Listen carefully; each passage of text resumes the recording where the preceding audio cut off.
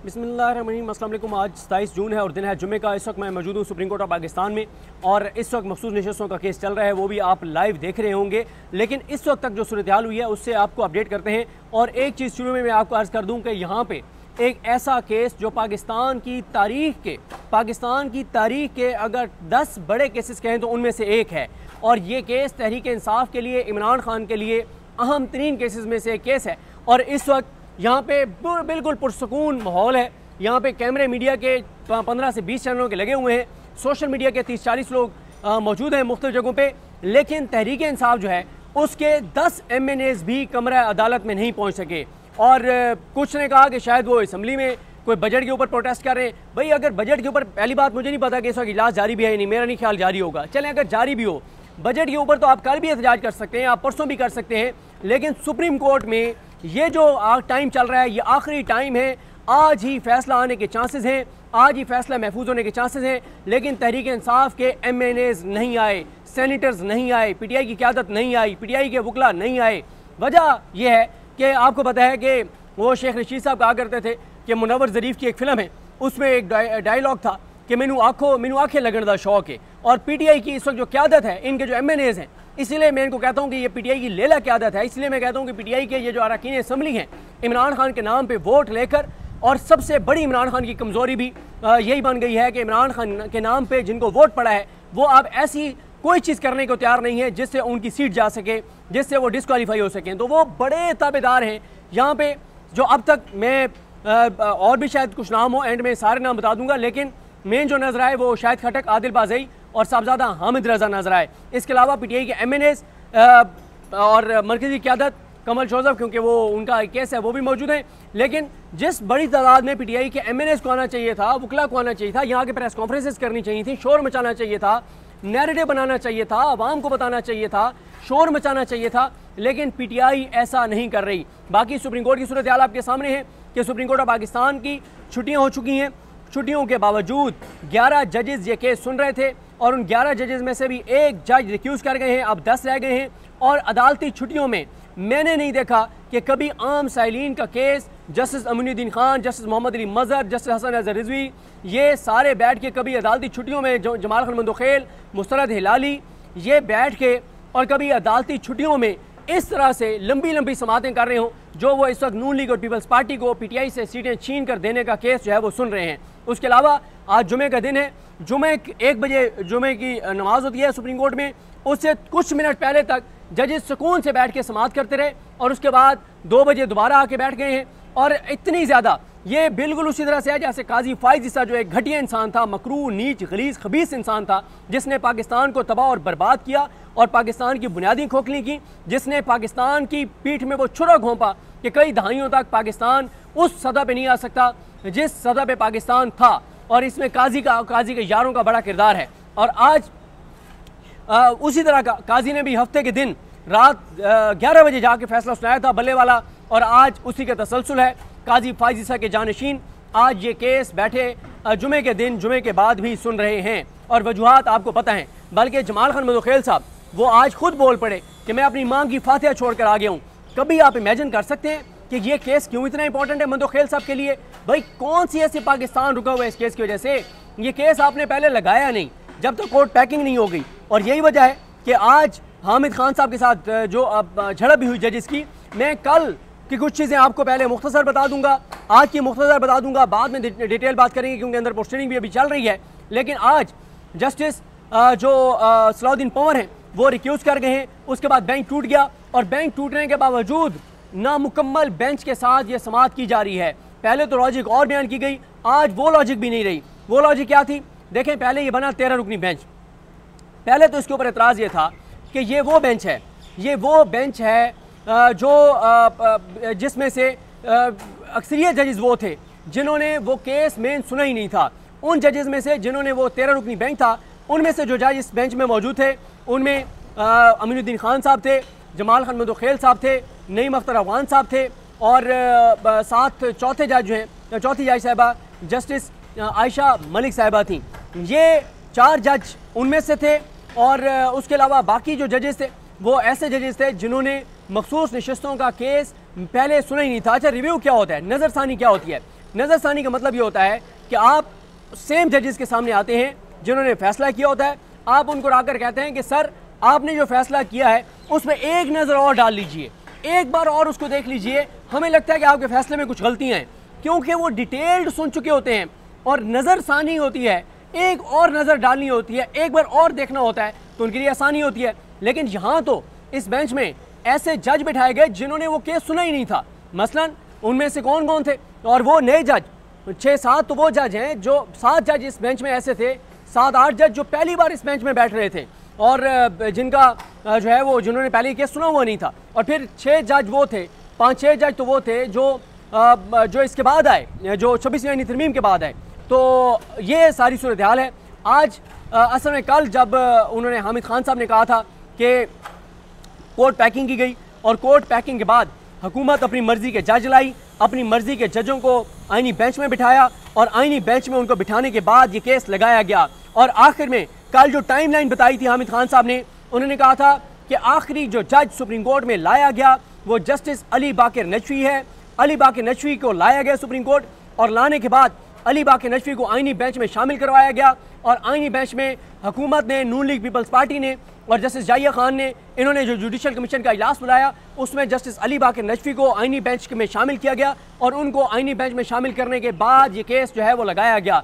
कल हामिद खान ने जो तारीखी दलाइल दिए वो इसलिए तारीखी हैं कि पाकिस्तान की अदालती तारीख में शायद ये पहला वाक़या है कि लाइव प्रोसीडिंग में अदलिया को इस तरह से बेनकाब किया गया है, जुडिशरी को इस तरह से उनका जो गठजोड़ है हुकूमत के साथ उसको बेनकाब किया गया है। और कल बाद में जाके जजेस को समझ आई कि हमारे साथ तो बहुत कमाल वारदात हुई है, हमारे साथ तो वारदात तो नहीं कह सकते, आप कह सकते हैं कि हमारे तो जो हमारा गठजोड़ है उसके ऊपर से पर्दा हटाकर बेनकाब करके और पूरे पाकिस्तान को लाइव जो है वो हामिद खान ने दिखा दिया है। इसीलिए जब आज सुबह जजेस आते ही एक तो जजेस जो है वो 40 मिनट लेट आए, 9:30 बजे समाअत का टाइम था, 10 बजे के बाद जजेस आए जैसे ही आए और आकर और उन्होंने कहा, पहले सलाउद्दीन पंवर साहब ने हामिद खान साहब को कहा, वो भी मैं आपको तफसील बाद में बताऊंगा, कि कल आपने कहा कि कोर्ट पैकिंग की गई, आपने हम पे एतराज़ किया, लिहाजा मैं ये समझता हूँ कि अदालती वकार का तकाजा है, इंसाफ का तकाजा है कि मैं इस बेंच का हिस्सा ना रहूँ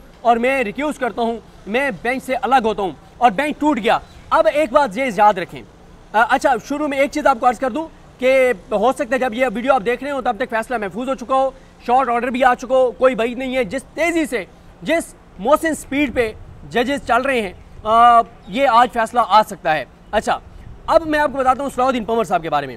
सलाउद्दीन पंवर साहब जब सुप्रीम कोर्ट में एलिवेट हुए तो मैंने उनकी बहुत ज़्यादा तारीफ़ की। मैंने बताया कि जो हमारे सिंध हाई कोर्ट के रिपोर्टर दोस्त हैं, ख़ास तौर पे हम वहाँ पे शाहिद हुसैन साहब हमारे दोस्त हैं जिनसे हम बहुत ज़्यादा सिंध हाई कोर्ट की चीज़ें पूछती हैं, उनसे पूछा तो उन्होंने बहुत तारीफ़ की, इनकी बहुत तारीफ़ की। उन्होंने कहा ये एक प्रो आवाम जज हैं, अपने हालत से वफा करने वाले जज हैं, बड़े अच्छे जज हैं। फिर ये इनको बिठा दिया गया, जो 5 जजेस की पिटीशन थी, मोहसिन अख्तर कियानी साहब की, तारिक महमूद जहांगीरी साहब की, सरदार एजाज इसा खान साहब, बाबर स्टार साहब और समन रिफत इम्तियाज़ साहिबा, जिन्होंने जस्टिस जोगर, जस्टिस खादिम सोमरो और जस्टिस मोहम्मद आसिफ इनकी ट्रांसफ़र को चैलेंज किया और ख़ास तौर पे जस्टिस जोगर की सीनियरिटी को चैलेंज किया। इसके ऊपर 5 रुकनी बेंच मान गया। उस बेंच की सरबराही मोहम्मद अली मज़हर साहब कर रहे थे, उनके साथ थे नईम अख्तर अफगान साहब, शाहिद बिलाल हसन साहब, शकील अहमद साहब और सलाउद्दीन पंवर साहब। अब ईद से पहले, ईद उल अज़हा से पहले क्लियर नज़र आ गया कि जस्टिस नईम अख्तर अफगान, जस्टिस शकील अहमद और जस्टिस सलाउद्दीन पंवर, ये 3 जज इन 5 हाई कोर्ट के जजेस के हक़ में फ़ैसला देंगे। वो आज़ाद 5 जज जो इस अंधेरे में, इस घुटन में हवा का ताज़ा झोंका है, जो इस अंधेरे में, इन जुल्मतों के अंधेरों में एक रोशनी की किरण है और पाकिस्तान के लोगों की एक उम्मीद है। तो ये था कि ये 3 जज कम अज़ कम अपने हालत से वफा करते हुए उन हालत से वफा करने वाले जजेस के साथ खड़े होंगे।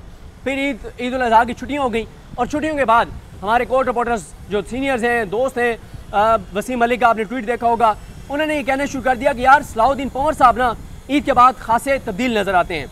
उसके बाद क्या हुआ कि एक समाअत के ऊपर नईम अख्तर अफगान साहब ने यहाँ तक कह दिया कि आप जितना डिले कर रहे हैं ये उसी तरह से होगा जैसे भुट्टो का केस था, जज रिटायर होते गए और फिर एंड में भुट्टो जो है वो फांसी लग गया।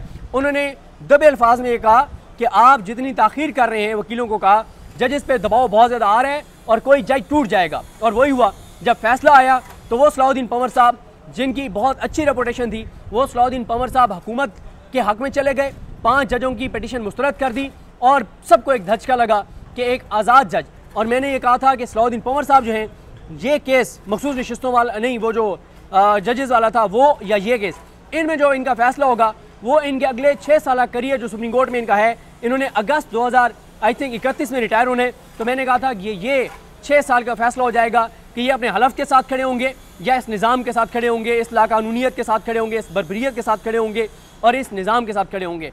तो खैर सलाउद्दीन पंवर साहब ने फैसला कर दिया, उन पर हमने तनकीद की और तनकीद बनती भी थी। अब आज क्या हुआ, आज जो उन्होंने चीज़ की उस पर उनको बहरहाल अप्रिशिएट करना चाहिए। हामिद खान साहब ने उनको बहुत अप्रिशिएट किया मतीउल्लाह जान साहब के साथ प्रोग्राम में, बल्कि हामिद खान साहब ने कहा कि बाकी जज अगर दबाव में ना होते तो आमिर फारूक को भी रिक्यूज़ करना चाहिए था, अली बाकर नशवी को भी रिक्यूज़ करना चाहिए था, और इसको तीसरे जो जज हैं जो हाशिम काकड़ हैं इनको भी रिक्यूज़ करना चाहिए था, लेकिन इन तीनों ने रिक्यूज़ नहीं किया।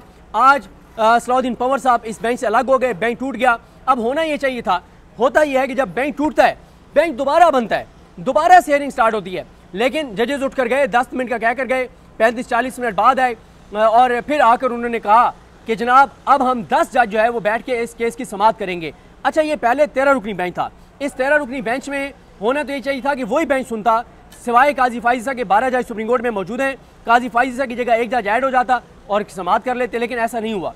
इसमें मंसूर अली शाह साहब, मुनीब अख्तर साहब, अतर मिनल्ला साहब और शाहिद वहीद साहब, इरफान सादिक खान साहब, इनको तो बेंच में शामिल ही नहीं किया गया, और जिस एक जज को जो उस बेंच का हिस्सा थी आयशा मलिक साहिबा को ऐड किया गया, और जस्टिस याहिया खान को भी ऐड नहीं किया गया, जस्टिस आयशा मलिक को ऐड किया गया, लेकिन जस्टिस आयशा मलिक साहिबा और जस्टिस अकील अब्बासी साहब वो पहली ही समाअत के ऊपर वो बेंच से अलग हो गए। अच्छा, जब वो बेंच से अलग हो गए उस वक्त भी बेंच नया बनना चाहिए था, लेकिन उस वक्त ये कहा गया कि क्योंकि ये 13 में से 2 जज इनकी हुकूमत की नज़रसानी दरखास्तें मुस्तरद कर गए हैं, तो वो अपना वोट कास्ट कर चुके हैं, वो अपना वोट दे चुके हैं। अब 11 जज जो वोट देंगे उनमें से जितने, उन 2 का भी हुकूमत के खिलाफ वोट ऐड होगा। अच्छा चलें, ठीक है, गलत सही हो नहीं सकता, लेकिन एक लम्हे के लिए मान लेते हैं चलें 13 रुकनी जज पूरे हैं, 2 ने फैसला कर दिया, 11 ने करने, हालांकि वो हो इसलिए एक तरह से नहीं सकता था कि उन 2 ने पहली समाअत पे इनकी रिव्यू तो मुस्तरद कर दी, उसके बाद जितनी दरखास्तें थी हामिद खान साहब की या फैसल सिद्दीकी साहब की, उनके ऊपर तो उन्होंने सुना ही नहीं। अच्छा, अब आ जाए, अब आज जब बैंक टूट गया तो ये जज बैठ ही नहीं सकते, ये सुन ही नहीं सकते, उसके बावजूद इंतहाई हमें लाज नहीं कहता डॉट उसके साथ ये जज सुन रहे हैं, डटे हुए हैं, खड़े हुए हैं, और उसके बाद बड़ी लड़ाई हुई है अंदर और बड़ी झड़प हुई है जजेस और हामिद खान साहब में। जो आप लाइव प्रोसीडिंग देख रहे थे उसमें बहुत ज़्यादा आपने सेंसरशिप देखी होगी, उस आवाज़ को म्यूट किया गया, और वजूहात यही थी कि हामिद खान ने आज जो खरी खरी सुनाई है, और मैं आपको बताऊं कल जो हामिद खान साहब ने किया है, जो आज हामिद खान साहब ने किया है, अगर पीटीआई इस वक्त आपस में गुत्थम गुथा ना होती, अगर पीटीआई के सोशल मीडिया इस वक्त एक दूसरे को लिटा ना रहा होता, तो पिछले कल और आज इस वक्त हर जगह के ऊपर ये क्लिप्स वायरल होते, हर जगह पे ये बात हो रही होती और हर कोई इस पे बात कर रहा होता कि किस तरह से ये प्रोसीडिंग्स चल रही हैं, कितनी तेज़ी से चल रही हैं, और कैसे इंसाफ का जो है वो कत्ले आम किया जा रहा है और पूरा पाकिस्तान देख रहा है। और जिस तरह से मैं मुसलसल आज के लिए एक पॉइंट उठा रहा हूँ जिसमें हमें बात करनी चाहिए कि इसका नुकसान ये हो रहा है कि पाकिस्तान के लोगों का अदालतों पर एतमाद ख़त्म हो गया है, लोग कानून हाथ में ले रहे हैं, जस्टिफाइड नहीं है, ये मुल्क को अनारकी, खाना जंगी अनारकी की तरफ लेके चला जाएगा, क्योस की तरफ लेकर चला जाएगा। जैसे पंजाब में अदालतों के अंदर 3 हफ्तों में 9 कत्ल हो चुके हैं, क्योंकि लोगों का अदालतों पर एतमाद नहीं है, वो कानून हाथ में ले रहे हैं, खुद अपने फैसले करें, जो कि गलत है, लोगों को ये नहीं करना चाहिए, इसकी किसी सूरत भी इजाज़त नहीं दी जा सकती। इसके अलावा आज जमाल खान मंदोखेल साहब पूरी तैयारी के साथ आए थे, उन्होंने बड़ा अटैक किया हामिद खान साहब को, उन्होंने एक जज को कभी भी मिसबिहेव नहीं करना चाहिए, जो वो मिसबिहेव करते रहे हामिद खान साहब के साथ। और इसी तरह से जो हाशिम काकड़ साहब हैं उनको भी बहुत गुस्सा था कि मेरे मेंटोर, मेरे बराबर, मेरे रहनुमा, मेरे सब कुछ काजी फाइज़ साहब के बारे में आपने जो काले अल्फाज इस्तेमाल किए उसकी इजाज़त नहीं दी जा सकती, हम ये बर्दाश्त नहीं करेंगे, मैं लानत भेजता हूँ, और कोई करके देखे और उसका गिरबान पकड़ लेंगे, और इस तरह की बातें एक जज को ये जेब देती हैं। और फिर एक जज जब गुस्सा कर जाए उसके बाद वो उसके बाद उस केस में बैठने का अहल ही नहीं है, उसको नहीं बैठना चाहिए। और उसके अलावा बात यह है कि जमाल खान मंदोखेल साहब ने एक केस में पीटीआई के वकीलों को कहा था, जब कोई बात हुई थी तो उन्होंने कहा था कि अगर हमारे दिल में कोई हमदर्दी थी भी तो ख़त्म हो गई है, उसके बाद पीटीआई के वकला ने कोई बात नहीं की थी, उनको तो वहाँ पे खड़े हो जाना चाहिए था। उस वक्त वो ट्रांसक्रिप्ट मांग सकते थे, क्योंकि उस वक्त ये कानून था कि आप ट्रांसक्रिप्ट मांग सकते हैं। उनको मांगना चाहिए था, मांग के कहना चाहिए था कि आपने तो खुद कह दिया है कि अगर मेरे दिल में कोई हमदर्दी थी भी तो ख़त्म हो गई, उसके बाद आप कैसे ये केस सुन सकते हैं। उसके अलावा अच्छा, अब 3 जज जो है ना वो इस वक्त बहुत ज़्यादा इस बेंच में एक्टिव नज़र आ रहे हैं आपको। एक अमीनुद्दीन खान साहब, क्योंकि अमीनुद्दीन खान साहब जो हैं उनके सुप्रीम कोर्ट में 156 दिन रह गए, उन्होंने 30 नवंबर को रिटायर होना है। इसी तरह से मुसरत हिलाली साहिबा, उन्होंने भी अगले साल, इन्होंने तो अभी इसी साल रिटायर होने हैं, अमीनुद्दीन खान साहब ने, मुसरत हिलाली साहिबा ने अगले साल और मंदोखेल साहब ने भी अगले साल रिटायर होना है। ये 3 जज इस वक्त सबसे ज़्यादा एक्टिव हैं और सबसे ज़्यादा जल्दी में हैं, क्योंकि हुकूमत ख़ुद कह रही है कि हम 87 यानी तरमीम ला रहे हैं और इन जजेस की हम रिटायरमेंट एज जो है वो 5-5 साल बढ़ा रहे हैं। और जब 5-5 साल इनकी रिटायरमेंट एज बढ़ाएंगे तो फिर क्या होगा, फिर ये जज जो हैं ये 5-5 साल मजीद रहेंगे। तो इसलिए ये 3 जज बहुत ज़्यादा पैनिक में है, जल्दी में है, परेशानी में है। ख़ास तौर पे जो नज़र आ रहा है, जो वकला भी कहते हैं कि इसलिए ये 3 जज बहुत परेशानी में है कि इनकी रिटायरमेंट बहुत जल्दी है। तो इसलिए ये तीनों जज चाहते हैं कि एज सुन एज पॉसिबल हम ये फैसला दें। इतनी मखसूस नशस्तें तो लाजमी हुकूमत को दें कि वो 87 यानी तरमीम कर सकें, उसके बाद हमारी एज लिमिट बढ़ा दें और हम 5-5 साल मजीद नौकरी पर रहें। इसीलिए एक जज वालदा की फातह खानी छोड़ के आ गया। और इसी तरह से कल परसों मेरी एक वकील के साथ शर्त लगी, जो शर्त में हार गया हूँ। हमारे दोस्त वसीम मलिक ने एक ट्वीट किया था कि इस 11 रुकनी बेंच में एक जज ऐसे मौजूद थे जिनकी रवायत रही है कि वो मुहर्रम में अदालती काम नहीं करते थे और वो मुहर्रम में मजालिस सुनते थे और अदालती काम नहीं करते थे। तो वसीम मलिक ने कहा कि देखना है कि वो जज अगर यकम मुहर्रम को ये केस लगता है तो वो सुनते या नहीं सुनते। मैंने एक वकील से शर्त लगा ली, मैंने कहा जी मैं जितना हूँ जज साहब के बारे में मुझे पता चला है, वो सवाल ही पैदा नहीं होता कि अगर कि वो यकम मुहर्रम को बैठ के ये केस सुने। उसने कहा कि ये जज सुनेंगे ही सुनेंगे। तो मैं हार गया हूँ, वो जज सुन रहे हैं बैठ के और हुकूमती केस। तो अब इस वक्त सूरत हाल ये है कि मंदोखेल साहब इस वक्त लीड कर रहे हैं, रेस्क्यू कर रहे हैं अमीनुद्दीन खान साहब को। वजूहत मैं आपको बता चुका हूँ। कल हामिद खान साहब ने जो 4-5 मोटी मोटी चीज़ें बता देता हूँ। एक तो कल उन्होंने कहा था कि मैंने इल्तवा की दरख्वास्त दी है कि आप इसको 3 अगस्त के बाद सुने, नहीं सुनेंगी। उसके बाद उनको बार बार जज टोकते रह गए। और इसी तरह से जो हामिद खान साहब हैं उन्होंने बल्ले वाले केस का जिक्र किया, उन्होंने सारे फैक्ट्स बताए और उनको फैक्ट्स बताने से जज रोकते रहे। और उन्होंने काजी फाइज ईसा की बदयानतियाँ और वो सारी बताई। सुप्रीम कोर्ट ने क्या किया वो बताया, 8 फरवरी को क्या हुआ वो बताया। उसके बाद सुप्रीम कोर्ट ने 12 जुलाई के फैसले जब दिया, उसके बाद इलेक्शन कमीशन ने क्या किया वो बताया, पार्लियामेंट ने क्या किया वो बताया, कैसे सुप्रीम कोर्ट के अंदर कोर्ट पैकिंग की गई ये सारा बताया, कैसे जबरी गुमशुदगियाँ हुई ये बताया, और कैसे पीटीआई को मुख्तलिफ निशानात अलॉट करके क्या किया गया वो बताया। एएनपी के साथ इलेक्शन कमीशन का क्या रवैया था इंटर पार्टी इलेक्शन ना करवाने पर, और पीटीआई के साथ क्या था वो बताया।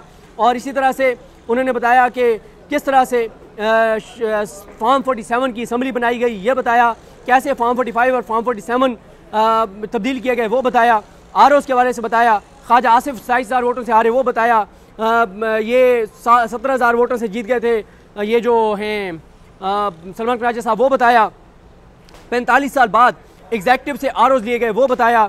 और इसी तरह से उन्होंने बताया कि बल्ले के निशान के नजरसानी काजी नहीं लगा रहा था वो बताया। फिर उसने काजी ने अपनी रिटायरमेंट से 13 दिन पहले केस लगाया वो बताया रिव्यू वाला, कि कहीं कोई और बेंच बन के और रिव्यू में एक्सेप्ट ना कर ले रिव्यू और बल्ला पीटीआई को मिल ना जाए। और उन्होंने काजी के बारे में कहा कि इंतहाई एक मुतासिब जज था, वो बहुत घटिया इंसान था, वो बहुत घटिया जज था, वो एक शरीफ ख़ानदान का फ़लाँ फ़लाँ फ़लाँ दबे अल्फाज उन्होंने कहा वो था। उसके बाद मंदोखेल साहब ने कहा कि आप कहते हैं कि 1960 में जो फातिमा जना मांग रही थी आज हम वही मांग रहे हैं, तो इसका मतलब है आप ये मानते हैं कि 1960 में जो कुछ हो रहा था मुल्क के अंदर आज भी वही हो रहा है, तो आप सियासतदानों ने चीज़ों को ठीक करना है। उस पर हामिद खान साहब ने कहा कि जब सियासतदान और जजेस इस्टेब्लिशमेंट की गुलामी करते रहेंगे तो मुल्क के अंदर यही होगा। उन्होंने सीधा सीधा 11 जजों को कहा कि आप में से अक्सरियत जो बैठी है वो इस निज़ाम की ग़ुलाम है। और फिर उन्होंने कहा कि अगर आप इस निज़ाम के ग़ुलाम नहीं हैं, अगर आप वो उस रास्ते पे नहीं चल रहे जो काजी फाइज़ का रास्ता है, तो आपने उन जजेस को क्यों बेंच से निकाल दिया है, मंसूर शाह साहब वगैरह को और मुनीब अख्तर साहब वगैरह को, इन सारों को। और फिर उन्होंने बताया कि जो लोग आज़ाद जीते उनकी फैमिलीज़ को उठा लिया गया, उनके बच्चों को उठा लिया गया, क्यों सुन्नी इत्तेहाद कौंसिल में जाना पड़ा, और ये सारी चीज़ें उन्होंने बताई। और फिर उन्होंने सुप्रीम कोर्ट की जो वजाहतें आई वो बताई। उन्होंने कहा कि पार्लियामेंट रबर स्टैंप है, कैसे उन्होंने जजेस की तादाद बढ़ाई, और एंड में उन्होंने जब ये इस्टेब्लिश किया कि कोर्ट पैकिंग पहले की गई और कोर्ट पैकिंग करने के बाद ये केस जो है वो लगाया गया और ख़ास तौर पे अली बाकर नशवी को जब लाकर और कोर्ट पैकिंग मुकम्मल कर दी गई और अली बाकर नशवी को आईनी बेंच में शामिल कर लिया गया, तब ये किया गया। तो उस पर जो है वो कल उन्होंने ज़बरदस्त चीज़ें कही थी हामिद खान साहब ने, और आज जजेस को पता चला कि कल तो हमारी बहुत बेइज्जती हो गई है। वो असल में बेइज्जती नहीं हुई, हक़ाइक़ कौम तक पहुँचे हैं। तो अब जी सूरत हाल इस वक्त ये है कि बड़ी तेज़ी से मखसूस नशस्तों का केस सुना जा रहा है और जिस तरह से मैंने आपको अर्ज़ किया अभी तक यहाँ पे सुकून है। PTI के MNAs लीडरशिप नहीं पहुँची, नहीं वो शोर मचा रहे, नहीं वो बात कर रहे, नहीं वकला बात कर रहे। अगर ये नून लीग का आज केस होता, इस वक्त कम अज़ कम 15 बड़े वकील रोस्टर पर खड़े होके और जजेस को टफ टाइम दे रहे होते कि आप ये समाअत नहीं कर सकते। लेकिन ये नून लीग नहीं, ये PTI है और PTI का मसला ये है कि उनका लीडर जो इमरान खान है वो जेल में, और बाहर जो उनके लोग हैं वो अपनी ज़ाती मफादात को बचाते हैं, अपनी ज़ात को देखते हैं। उससे इमरान खान का, तहरीक इंसाफ का, अवाम पाकिस्तान का क्या नुकसान हो रहा है उससे उनको फ़र्क नहीं पड़ता। मुझे अपनी दुआ में याद रखें। अल्लाह करीम हम सबका हामी नासर हो। अल्लाह हाफ़िज़।